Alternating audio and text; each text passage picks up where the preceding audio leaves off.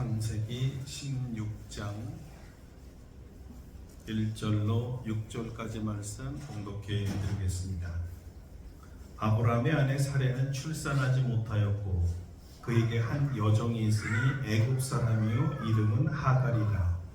사레가 아브라함에게 이르되 여호와께서 내 출산을 허락하지 아니하셨으니 원하건대 내 여종에게 들어가라. 내가 그로 말미암아 자녀를 얻을까 하노라 하매 아브라함이 사레의 말을 들으니라. 아브라함의 아내 사레가 그 여종 애굽 사람 하갈을 데려다가 그 남편 아브라함에게 첩으로 준 때는 아브라함이 가나안 땅에 거주한 지 10년 후였더라.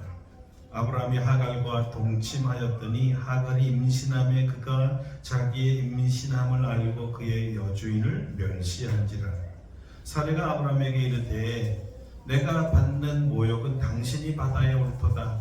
내가 나의 여종을 당신의 품에 두었거늘 그가 자기의 임신함을 알고 나를 멸시하니 당신과 나 사이에 하나님께서 판단하시기를 원하노라. 아멘. 할렐루야. 오늘도 이 말씀으로 우리에게 은혜 주실 줄 믿습니다. 오늘은 천국 같은 가정을 깨는 한 패턴에 대해서 말씀을 증거하겠습니다. 지난주는 왜 하필이면 하나님께서 아브라함에게 가나안이란 땅을 주셨나 여기에 대해서 증거했습니다. 그 땅은 지정학적으로 아시아와 유럽과 아프리카와 땅끝까지 이어지는 교통의 요충지였고 세계의 중심이었기에 가장 중요한 땅으로 여겨졌습니다. 또한 이곳 불신의 땅에서 사는 가나안 족속들에게 실제로 다 하나님이 창조한 아담과 하와의 후손들이라 죄로 말미암아 하나님을 떠난 이 부족들을 다시 하나님께 돌아오게 하시려는 주님의 뜻이 있는 땅이었습니다.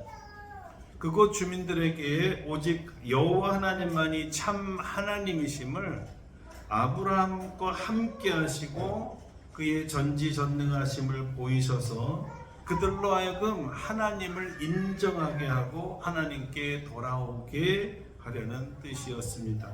그 젖과 꿀이 흐르는 가나안을 중심으로 세계 만방의 생명의 복음을 전하여 온 인류를 구원하시려는 계획이었죠. 그래서 주님은 처음부터 아브라함에게 복을 주고 그로 말미암아 모든 족속이 복을 받을 것이라고 말씀하셨던 것입니다. 하나님의 관심은 아브라함에게만 있는 것이 아니라 그를 통한 온 인류의 구원이요 온 인류가 복을 받는 것이었어요. 자, 이 원리를 우리 삶에 적용하면 우리 가정에서 우리가 태어난 이유, 왜 하필이면 이 부모님들 밑에서 이 가정에서 태어나게 했을까? 그 가정에서 함께 살게 하신 이유가 우리 가족들을 다 하나님께로 돌아오게 하고 또 돌아온 우리 가족들을 통해서 우리 주변의 불신자를 구원하시려는 하나님의 뜻이 있다는 것입니다. 그래서 우리 가정을 복음이 흘러가는 작은 가난으로 만들라는 명령을 주신 것이죠. 이 원리에 따라 우리 가정을 복음이 흘러가는 작은 가난으로, 다시 말해 천국과 같은 가정이 되라 하신 것입니다. 가장 먼저 심령의 천국을 만들어줄 대상은 세상 사람이 아니고 이웃 사람이 아니라 바로 우리 가족 구성원들이었습니다. 자, 오늘은 지난주에 이어서 우리가 하나님의 뜻인 복음의 젖과 꿀이 흐르는 이 작은 가나안, 천국과 같은 가정을 만들고 싶은데 이를 방해하는 복병이 있다는 거예요. 그 복병이 나타나고 있어요. 어떻게 하면 이 복병을 제거하고 천국과 같은 가정을 만들 수 있을까에 대해서 오늘 전하고자 합니다. 그래서 먼저 이 방해꾼, 이 복병이 과연 누구며 또는 무엇인가를 알아야죠. 무엇이 우리 가정을 천국되지 못하게 방해할까요? 정말 놀랍게도 창세기는 우리에게 이 복병이 고질적으로 우리 삶에 나타난 실패의 패러다임임을 또는 패턴임을 알려주고 있습니다. 자, 고질적인 패턴 무엇일까요? 한마디로 말하면 죄입니다. 패턴이라는 것은 행동이나 사건의 반복적 양식 또는 특정 상황에서 반복되어 나타나는 형태를 말하죠. 특히 개인적으로도 각각의 죄의 패턴이 있다라는 거예요. 오늘 본문을 중심으로 나타난 한 특정 패턴은 무엇일까요? 특히 가정의 행복과 거룩함을 깨뜨리고 가정을 불화하게 만들고 하나님이 주신 이 복을 빼앗아 버리게 된 패턴, 그것도 반복된 패턴이 있는데 그 반복된 패턴이 과연 무엇일까요? 이것을 알기 위해 창세기 기자가 우리에게 알려준 한 사건부터 시작해 보려고 합니다. 가장 먼저 나타난 천국과 같은 가정의 파괴범은 바로 창세기 3장에서부터 시작됩니다. 그 사건은 하와가 뱀의 유혹을 받아 선악을 알게 하는 나무를 따먹은 사건이죠.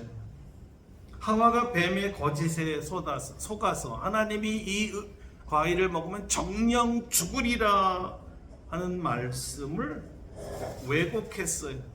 어떻게 왜곡했죠? 죽을까? 하노라? 의문을 던졌어요. 죽지 않을 수도 있지라는 뜻이죠.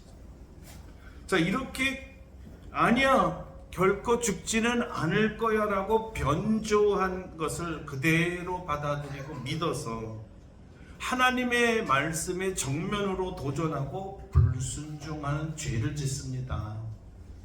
그리고 자기만 범죄한 것으로 그치는 것이 아니라 남편인 아담에게도 먹게 하는데, 과연 아담 이래로 지금까지 아내의 권유를 어떤 남편이 거역하겠습니까?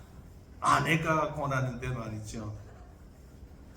아담은 아무 생각 없이 그냥 먹었습니다. 결과가 어떻게 됐을까요? 역시 규율 파괴와 불순종이라는 죄를 짓고 말입니다. 이에 대한 형벌은 에덴 동산에서 추방이었지요. 자, 이 사건에서 가장 아쉬운 점이 무엇일까요? 뱀이 하와를 유혹할 때 하와가 아담에게 죄에 동참하자고 했을 때 이들이 하나님의 말씀을 기억하지 않은 거예요. 하나님께 기도하지 않았습니다.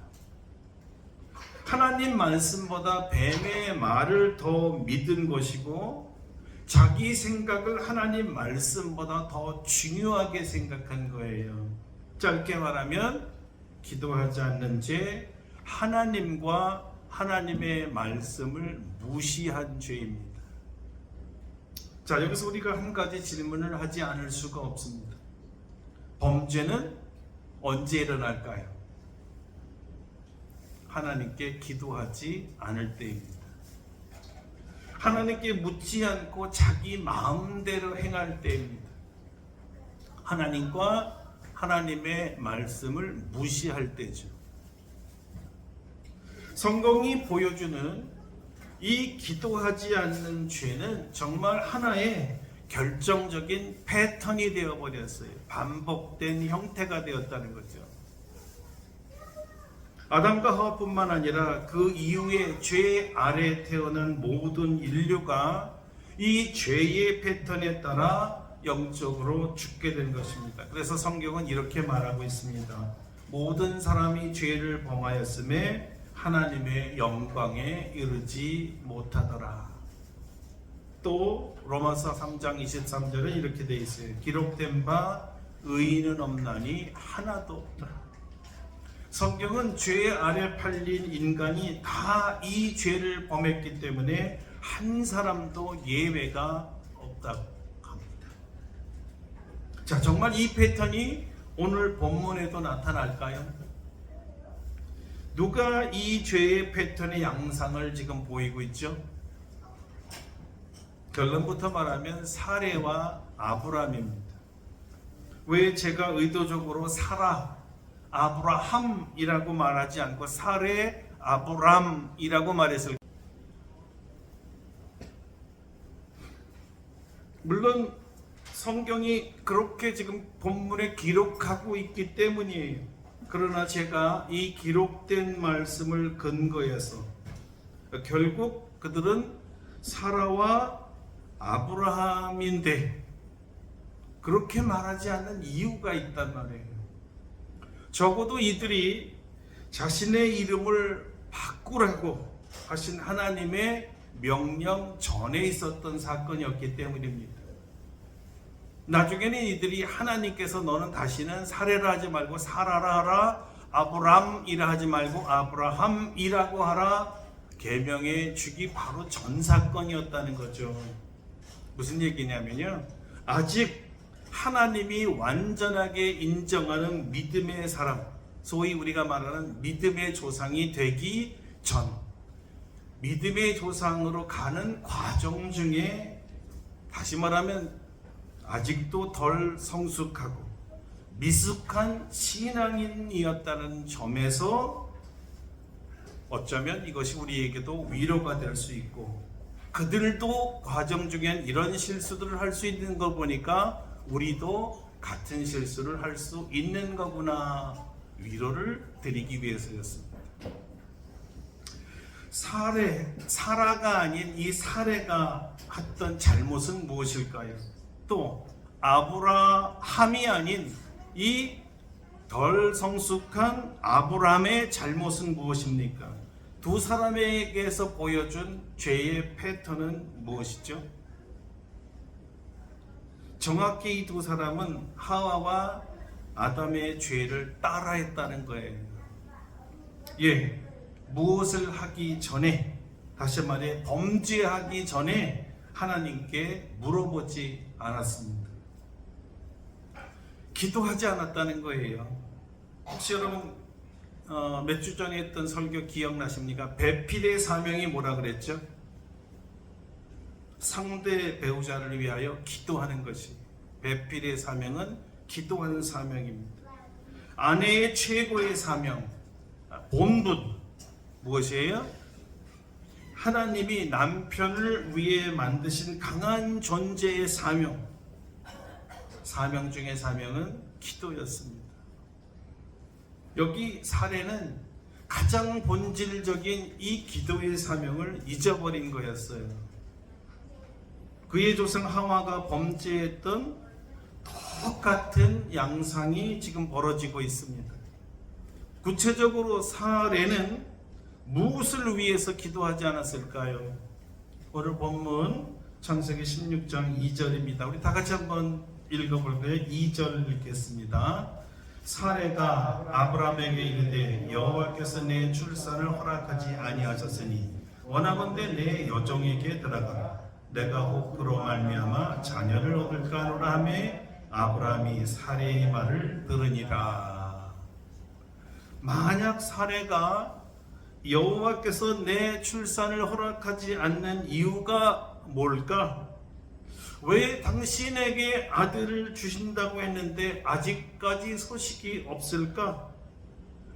내가 더 얼마나 기다려야 할까?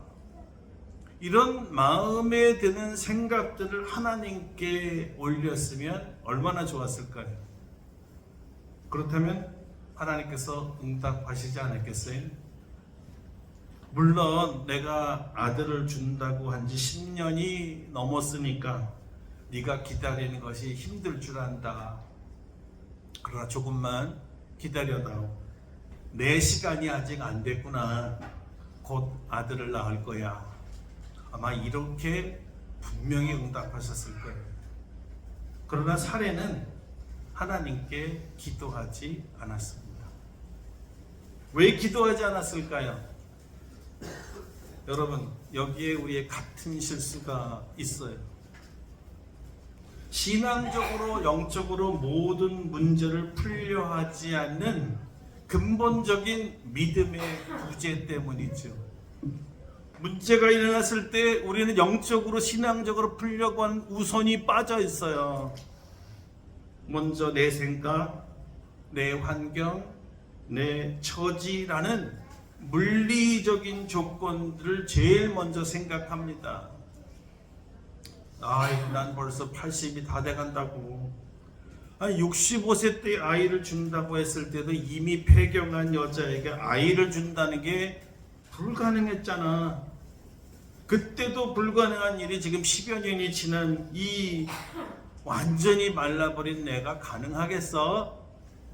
아니, 결코 아니지. 아마 하나님이 잘못 생각했거나 잘못 말씀하셨거나 이런 것은 역사하지 않으신다든가, 아니면 혹시 하나님도 불가능한 것은 아니었을까? 하실 수 있었다면 진작에 했었어야지. 그러니까 뭐야? 거짓말이라는 거야. 아니야. 그러면 다른 방법으로 아이를 가지라고 한 것인지도 몰라. 아니, 그래. 꼭 내 몸에서 난 아이라 내 자식인가? 아브라함의 혈통을 받으면 다 내 자식이지 뭐. 아마 내 몸종 하가를 통해 주신다는 것인지도 몰라. 맞아 그걸 거야. 이거네. 하가를 남편에게 붙여줘야 되겠어. 괜찮은 생각 같아. 여러분, 이게 뭐죠? 내 생각, 합리적인 생각, 이성적인 생각, 그 시대의 보편적인 윤리적이고 상식적인 방법. 다들 그러는데 뭐 다들 그렇게 하잖아. 이런 생각이 만들어낸 작품이었습니다. 이게 영적 복병인 줄도 모르고 말이죠. 이게 집안에 오랜 기간 동안 떠나지 않게 한 불화의 화근인지는 꿈에도 생각하지 못했습니다. 그저 아이를 갖고 싶은 단순한 욕구 때문에 말이죠. 눈이 먼 겁니다. 바로 다가올 천국과 같은 가정을 깨트리는 방해물이라는 것을 몰랐습니다. 그날부터 지금까지요, 수천 년이 지나는 동안 아브라함의 이 배다른 형제들 간에 심각하게 싸우고 지금 오늘까지도 전쟁을 일으키고 있다는 것을 그 당시에 사레와 아브라함은 몰랐어요. 엄청난 죄악이잖아요. 그로 말미암아 얼마나 많은 사람들이 죽었어요.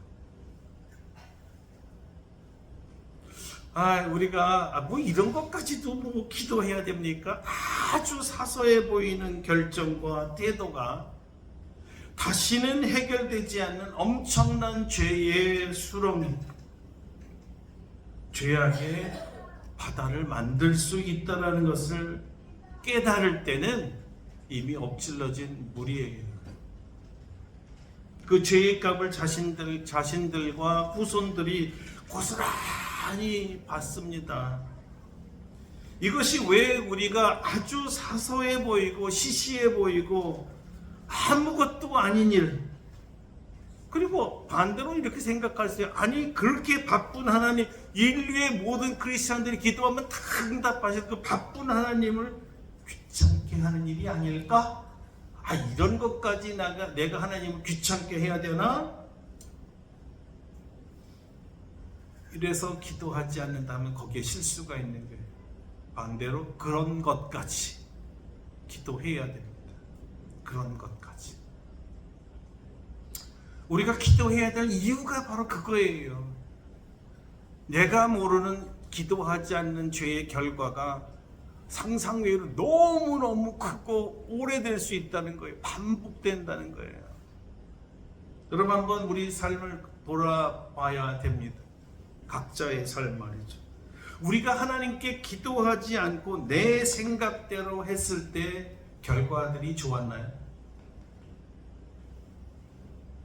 단 한 번이라도 만족스러웠나요? 아니면 오히려 소 잃고 외양간 고친다고 어려움을 당하고 나서야 내가 하나님께 의지하지 않았더니, 내가 하나님께 기도하지 않았더니 이런 일이 일어나는구나 하고 가슴을 치지는 않았습니까? 그런데 이것이요, 문제가 그때 한 번으로 끝나는 게 아니라 반복, 계속된다는 사실의 패턴입니다. 당하고도 또 기도하지 않고, 당하고도 또 기도하지 않고, 기도하지 않는 게 일종의 습관이 되어버렸기 때문에 패턴이 된 거예요.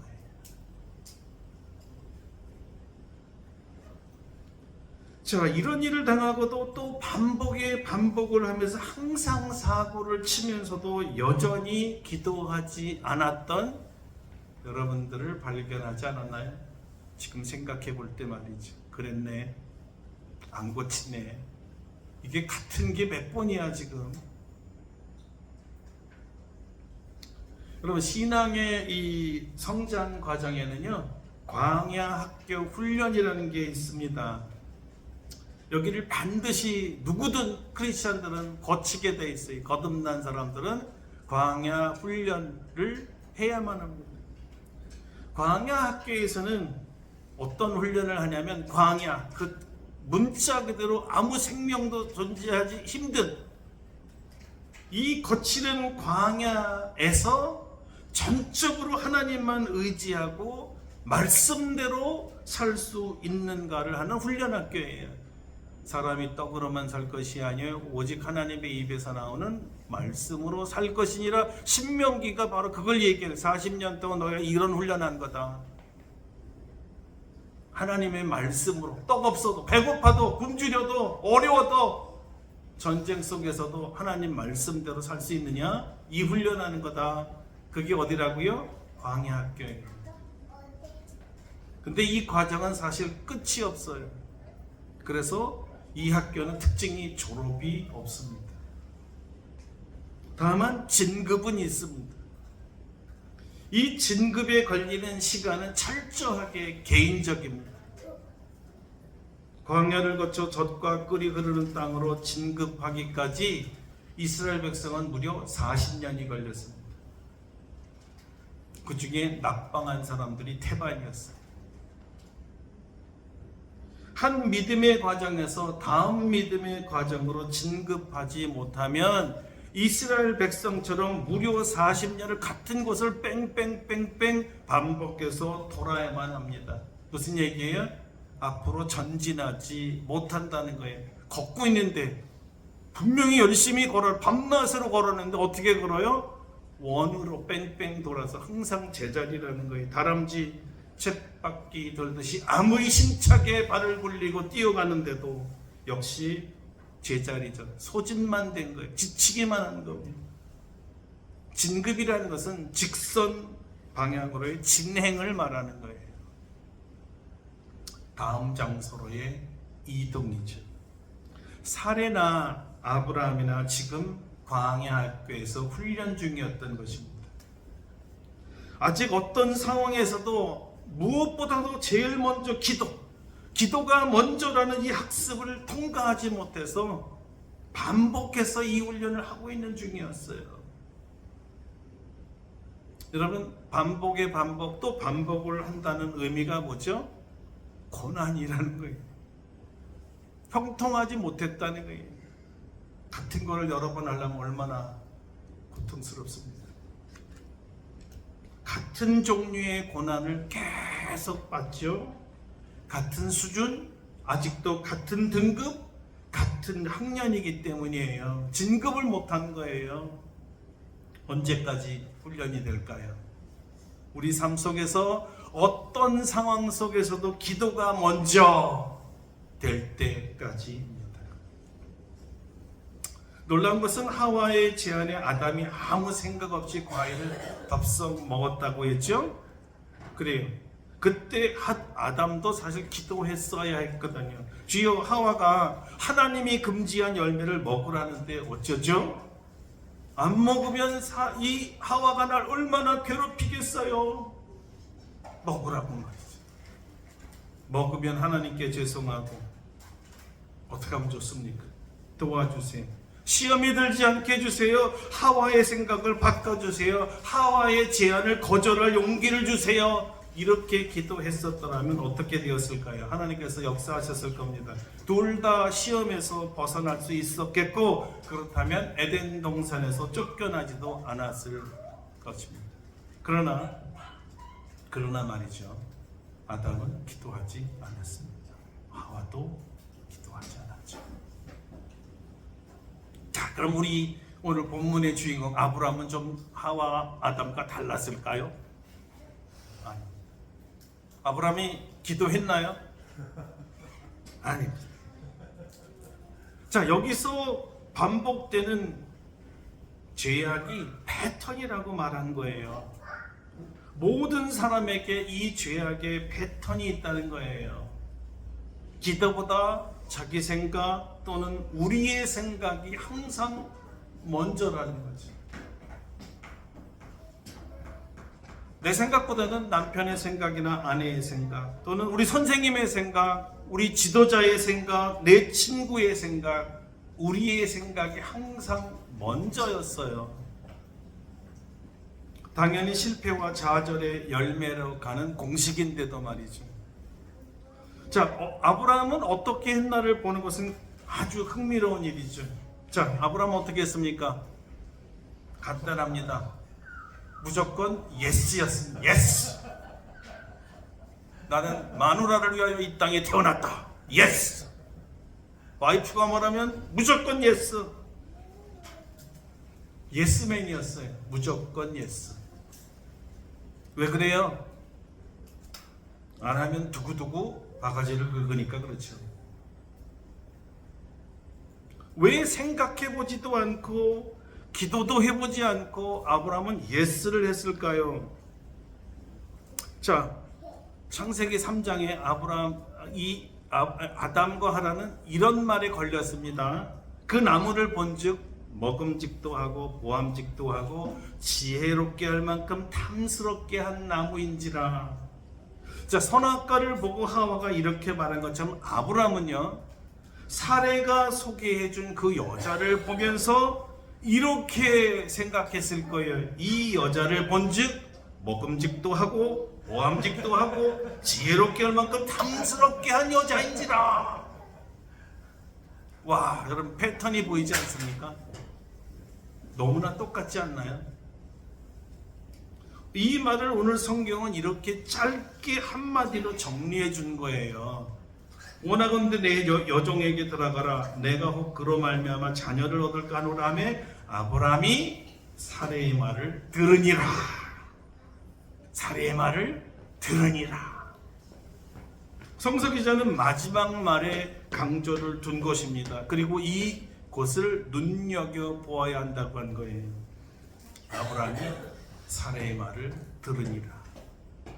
여기에 빠진 말이 무엇이겠어요? 성경에는 없습니다.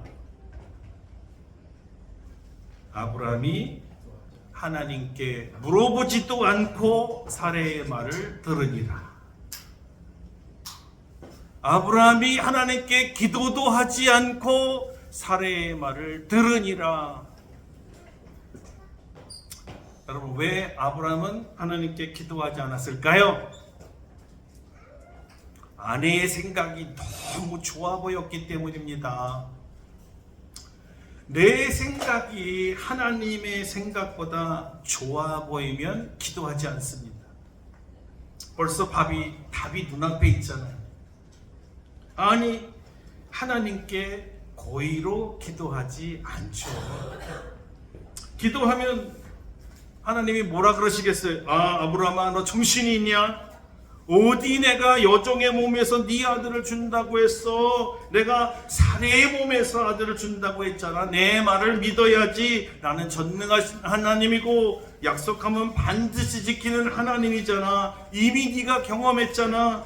내게 능치 못한 일이 있었어? 왜 나를 묻지 못해?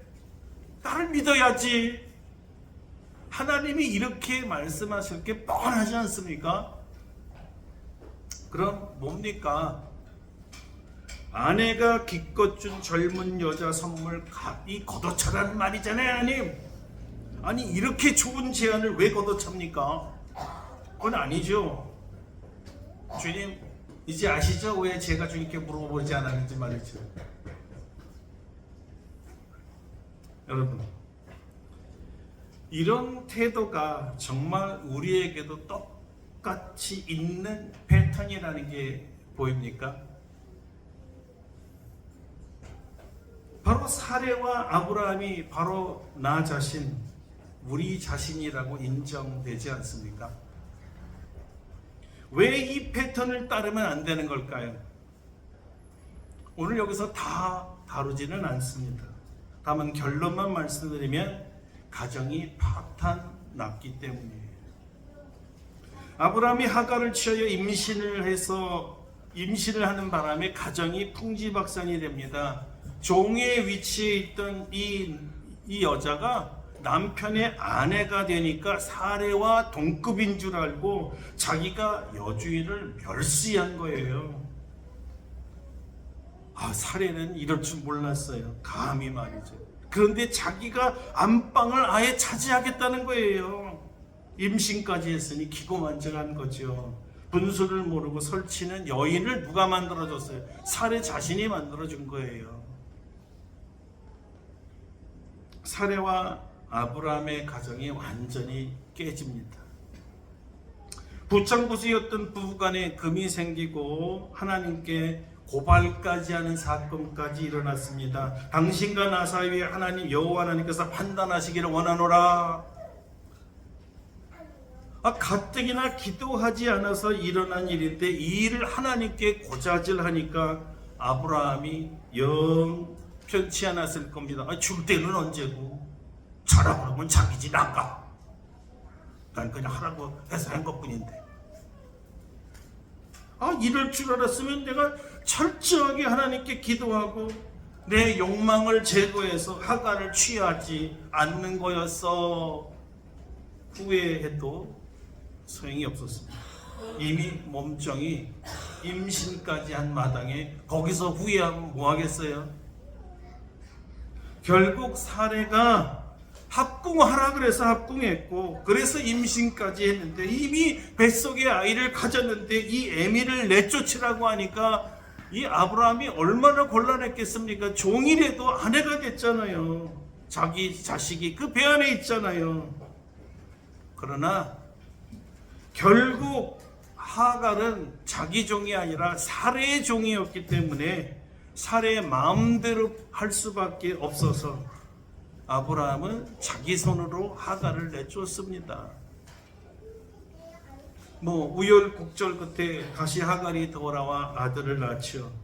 그때 아브라함 나이가 무려 86세였습니다. 아들을 주겠다고 약속한 지 11년 만이죠. 그리고 그 후에 14년이 더 흘러서 아브라함이 100세가 되었을 때 드디어 사레를 통해서 아들을 낳습니다. 이삭이죠. 그런데 이삭이 태어나자마자 하갈의 자식인 이스마일이 이삭을 괴롭히는 거예요. 그러니까 얼마나 사레가 더 복장이 터졌겠어요. 이 이스마엘과 이삭의 후손들이 지금까지도 싸우고 있는 거예요. 중동에서요. 수천 년이 지나도록 아브라함의 씨들 간에, 아브라함의 씨잖아요, 둘 다. 얼마나 후회가 됐겠어. 자식들끼리 수천 년 동안 싸우는 집안을 만들어 놨어요. 그 원인이 뭐예요? 기도 없이 자기 생각대로 남편을 몸종에게 주었던 사레의 죄였고, 이 죄안을 기도 없이 덥석 물은 아브라함의 죄였습니다. 하나님께 묻지 않고 우리 마음대로 행하기가 수천 년 동안 계속되어 온 죄의 패턴이었습니다. 반복적이고 지속적인 죄의 양식입니다. 이 죄의 패턴이 오늘날 우리 천국과 같은 가정을 파괴하는 주범 중에 주범이에요. 그럼 여러분 어떻게 하시겠어요? 알았다면. 나도 이 범주의 한 사람인데 나라고 별 수 있나? 기도 없다가 마음대로 해다가 당해야지 이러시겠어요? 계속 아담과 아브라함의 죄를 따르는 수밖에 없다고 여전히 알고도 기도하지 않으시겠어요? 아니면 천국과 같은 가정을 만들라는 주님의 말씀에 철저하게 순종해서 무엇을 하든 누가 제안을 하든 우선 기도부터 시작하고 주의 응답을 따라 주의 인도하심을 따라 사는 사람이 되시렵니까? 선택은 여러분의 것입니다. 단 하나 염려스러운 것이 있습니다. 기도하지 않고 행하는 결과에 대해서는 여러분 자신이 책임을 져야 한다는 것을 기억하십시오. 그 결과가 여러분 당대에 끝나지 않을 수도 있다는 것을 오늘 성경이 보여준 거예요. 여러분이 원치 않았던 것일 겁니다. 내 자식에게, 손주들에게 4대째, 5대째 언제 끝날지 모르는 저주가 될 수도 있다는 거죠. 그러므로 어떤 좋은 제안, 너무 좋아 보이는 제안이 올지라도 천국과 같은 가정을 만들려면 누구든지 아내든 남편이든 자식이든 부모든 주님께 먼저 기도해 봅시다. 이게 제일 먼저 해야 되는 일이에요. 기도해 보고 말할게요. 기도해 보고 결정할게요. 기도해 보고 내 의견을 말해 줄게요. 실수 안 하실